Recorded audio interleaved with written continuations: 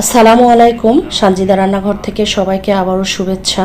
সেই সাথে নতুন একটি সবজি নিয়ে আপনাদের সাথে ভিডিও করছি এবং এটি খেতে এত অসাধারণ টেস্ট যে একবার খাবে এর স্বাদ কখনোই ভুলতে পারবে না। এটি পাহাড়ি ও ভেষজ এক ধরনের সবজি বাঁশকুড়োল। আর বাঁশকুড়োল সবজিটি এতটাই অসাধারণ এবং শরীরের জন্য উপকার যা এক কথায় বলে শেষ করা যাবে না।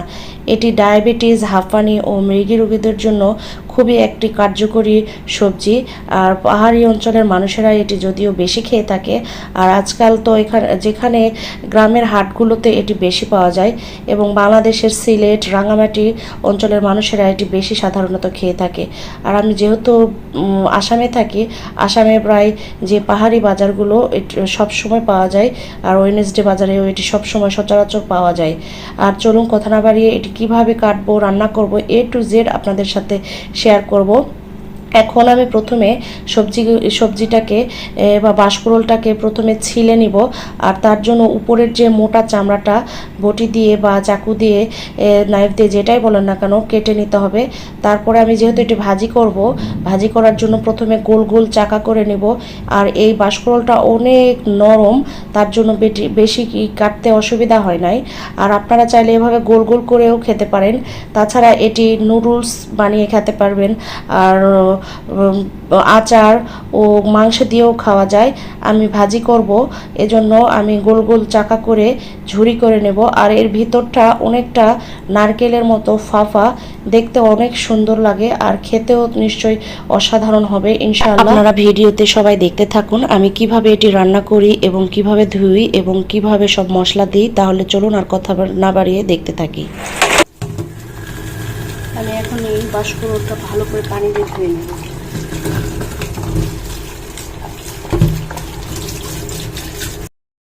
কড়াই বসিয়ে দিয়েছি, এখন সামান্য পরিমাণে পানি দিয়ে এবং লবণ দিয়ে আমি বাঁশকুড়োলটা সেদ্ধ করে নেব কিছুক্ষণ।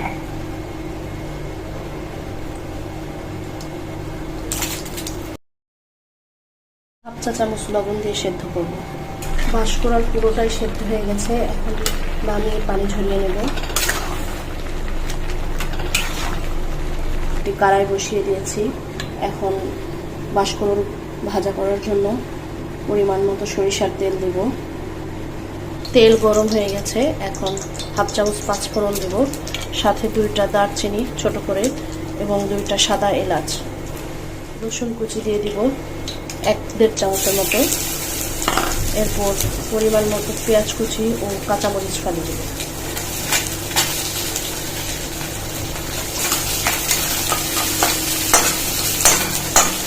এবার সয়াবিন তেল দেব 1.5 চামচের মতো।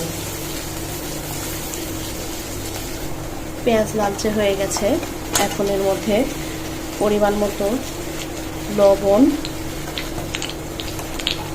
গুঁড়া মরিচ, হলুদ গুঁড়া এবং আদা রসুন বাটা দিয়ে দিব।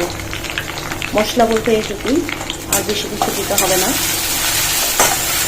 এরপরে ভাজাটা কষিয়ে নেব। তারপরে সেদ্ধ করা বাঁশকুড়োলটা ঢেলে দিব। এখন আমি বাঁশকুড়োলটা ঢেলে দিচ্ছি একটু সেদ্ধ করা।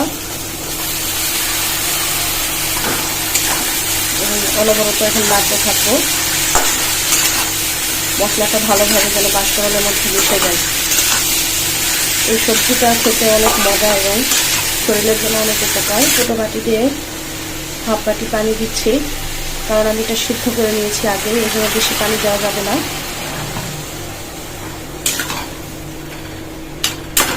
অল্প কিছুক্ষণ ঢেকে রাখলেই এটি হয়ে যাবে।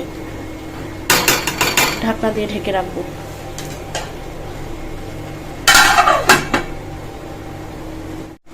ভাজা নামানোর কিছুক্ষণ আগে একটু জিরা ভাজা দিব।